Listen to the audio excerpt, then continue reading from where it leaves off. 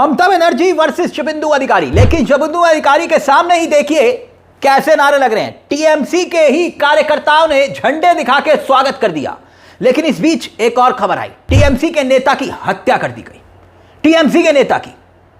और सवाल खड़े हो रहे हैं, बकायदा बीजेपी के कुछ नेता, उनको विरोध का सामना करना पड़ रहा है, जिनको पार्टी ने टिकट दिया। और विरोध कौन कर रहा है? खुद पार्टी के ही बीजेपी के नेता। देखिए, गो बैक के नारे लग रहे हैं और तमाम सवाल एक एक करके खड़े हो रहे हैं। और इन सवालों के इर्द गिर्द सबसे बड़ा सवाल तो इस बात का कि क्या आपराधिक पृष्ठभूमि, यानी कि बीजेपी ने क्रिमिनल बैकग्राउंड के चेहरों को भी टिकट दिया है।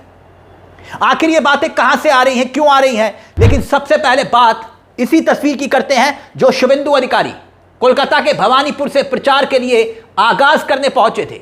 मगर जहां आगाज करने पहुंचे वहां टीएमसी के कार्यकर्ता खड़े हुए थे और टीएमसी के कार्यकर्ता नारेबाजी कर रहे थे।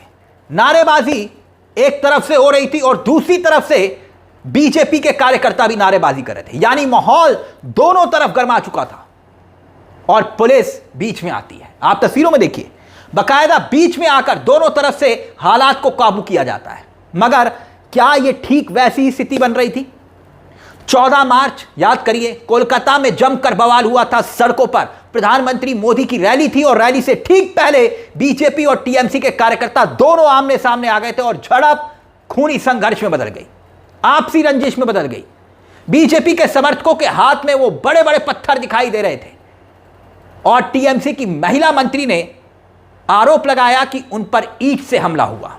और अब ये भवानीपुर से तस्वीरें आ रही हैं, भवानीपुर की सीट से शुभेंदु अधिकारी एक तरफ और टीएमसी के कार्यकर्ता एक तरफ। अब बीजेपी के खुद के घर में इस वक्त क्या आलम हो रखा है, एक एक करके मैं आपके सामने दो तस्वीरें रखना चाहूंगा दोस्तों। सबसे पहले अलीपुर दुर्वास की सीट है, अलीपुर दुर्वास सीट है और वहां पर बीजेपी के प्रत्याशी जब प्रचार करने गए, यानी बीजेपी ने जिनको टिकट दिया, उनके सामने नारे लग रहे थे। नारे क्या थे? सुन रहे होंगे तो गो बैक के नारे। यानी जिनको पार्टी ने कहा कि जाओ चुनाव लड़ो, उन्हीं को अलीपुर दुआर्स में विरोध का सामना करना पड़ रहा है। और यह विरोध टीएमसी नहीं कर रही है, खुद बीजेपी उम्मीदवार का विरोध बीजेपी के ही कार्यकर्ता कर रहे हैं और नारे लगा रहे हैं पीछे गो बैक के। अगर आप सुन रहे होंगे तो वापस जाओ। यानी यह स्थिति हो चुकी है कि कार्यकर्ता अपने ही नेता का विरोध कर रहे हैं सड़क पर उतरकर। आपसी कलह साफ तौर पर बीजेपी के घर में दिखाई दे रही है। यह गुटबाजी का आलम है, दल बदल, अंदरूनी विद्रोह, इस तरह की तस्वीरें बीजेपी का सामना हो रहा है अपने ही कार्यकर्ताओं से, अपने ही समर्थकों से। अब एक और तस्वीर, एक और उदाहरण मैं आपको दिखाता हूं। हरिघाटा यहां पर देखिए, यह है बीजेपी के विधायक, इनका नाम है आशीष सरकार। हरिघाटा से बीजेपी ने इनको एक बार फिर से टिकट दिया है, विधायक भी है और मैदान में उतारा। अब हुआ क्या कि ये अपने क्षेत्र में प्रचार करने गए और विरोध हो गया। और विरोध यहां भी बीजेपी के अपने ही समर्थकों ने कर दिया। कहा कि इस व्यक्ति ने संगठन को यहां पर खत्म कर दिया है और उनका विरोध हो रहा है, विद्रोह हो रहा है एक तरफ। यानी कि खुद शुभेंदु अधिकारी, टीएमसी कार्यकर्ता और वर्सेस बीजेपी, और बीजेपी के घर में भी विरोध। और दूसरी तरफ ममता बनर्जी जहां एग्रेसिव तरीके से इस पूरे चुनाव को लड़ रही हैं। देखिए ना, एक झटके में 294 में से अपने 291 उम्मीदवारों को एक झटके में उतार दिया और ना जाने कितने विधायकों के टिकट काट दिए, सिटिंग विधायकों के। बोले काम नहीं किया, जाइए। और भवानीपुर में एक बार फिर से शुभेंदु अधिकारी वर्सेस ममता बनर्जी। लेकिन उससे पहले, क्योंकि शुभेंदु अधिकारी भी 2 सीटों से चुनाव लड़ रहे हैं, भवानीपुर भी और नंदीग्राम भी। नंदीग्राम में तो वहां पर भी ममता बनर्जी ने खुद शुभेंदु अधिकारी के अपने जो करीबी रहे उनको तोड़कर टिकट दे दिया। लेकिन यहां पर क्या पुलिस प्रशासन के लिए एक बहुत बड़ी चुनौती खड़ी हो रही है ये चुनाव? ये बात क्यों कही जा रही है? राजनीतिक संघर्ष जिस तरह से दिखाई दे रहा है वो कई सवाल खड़े कर रहा है। उदाहरण के तौर पर अब मैं एक खबर आपको दिखाना चाहूंगा। देखिए, ये खबर बहुत हैरान करती है। खबर क्या है? बंगाल में चुनाव से पहले टीएमसी नेता की हत्या, सड़क किनारे मिला शव, इलाके में तनाव। ये हेडलाइंस आप देख सकते हैं। ये खबर दोस्तों, ऐसी खबरें जो है ना बंगाल से जो आ रही हैं, ये सिरहन पैदा करती हैं। टीएमसी के ही नेता की हत्या कर दी गई और चुनाव जो इस वक्त चल रहा है उस चुनाव के बीच में यह हत्या हुई है। देखिए खबर में क्या लिखा हुआ है, चुनावी राज्य पश्चिम बंगाल में एक स्थानीय तृणमूल कांग्रेस के नेता की हत्या से राजनीतिक माहौल गर्मा गया है।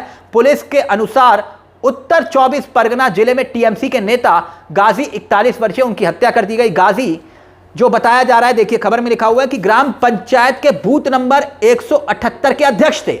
वो पेशे से गारमेंट्स कारोबारी थे और पार्टी के सक्रिय कार्यकर्ता माने जाते थे। यानी कि जो सक्रिय कार्यकर्ता टीएमसी का, उसकी हत्या हो गई, नेता की।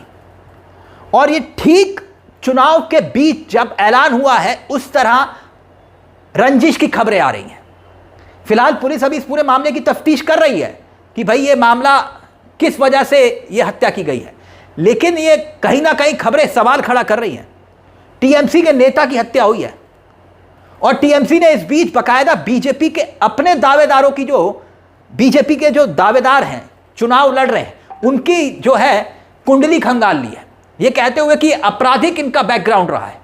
उदाहरण के तौर पर देखिए, आपकी स्क्रीन पर बकायदा टीएमसी ने ट्वीट करते हुए इन चेहरों को सामने रखा और कहा है कि इनका बैकग्राउंड जो है वो क्रिमिनल बैकग्राउंड रहा है। जैसे कि सुकुमार राय आप देख रहे होंगे, प्रलताश दास और दीपक बिसन लामा, सरजीत बिस्वा, बुधराय, सत्येंद्र नाथ राय, ये तमाम चेहरे हैं। इनके नाम सामने रख के कहा कि देखिए बीजेपी ने जो है ये इनका चाल चरित्र और चेहरा है। बंगाल में दोस्तों इसमें कोई दो राय नहीं कि एक राजनीतिक लड़ाई जो है कई बार खूनी संघर्ष में तब्दील हो जाती है और ये बंगाल का इतिहास रहा है, इसमें कोई दो राय नहीं। लेकिन इस बार जो तस्वीरें सामने आ रही हैं, अभी महज चुनाव का ऐलान हुआ है, चुनाव के ऐलान भर से ये तस्वीरें सामने आ रही हैं और चाहे वो भवानीपुर हो, नंदीग्राम हो, यहां मुकाबला कड़ा होने वाला है, इसमें भी कोई दो राय नहीं। लेकिन शुभेंदु अधिकारी अब दावा कर रहे हैं कि एक बार फिर से कि वो ममता बनर्जी को हराएंगे। लेकिन इस बीच जो आमना सामना टीएमसी के कार्यकर्ता और बीजेपी के समर्थकों के बीच दिखाई दे रहा है, वो कई सवाल खड़े कर रहा है टकराव के। क्या अलार्मिंग सिचुएशन है, खतरे की घंटी है? इस पूरे मामले को लेकर आपकी क्या राय है? अपनी राय हमें कमेंट बॉक्स में जरूर दीजिएगा। मुझे तिलक चावला को दीजिए इजाजत। एक छोटी सी दरख्वास्त, चैनल को सब्सक्राइब जरूर कर लीजिएगा। मंच आप ही का है जहां हम सिर्फ खबर नहीं दिखाते बल्कि खबर के पीछे की खबर भी बताते हैं। नमस्कार, जय हिंद, जय भारत।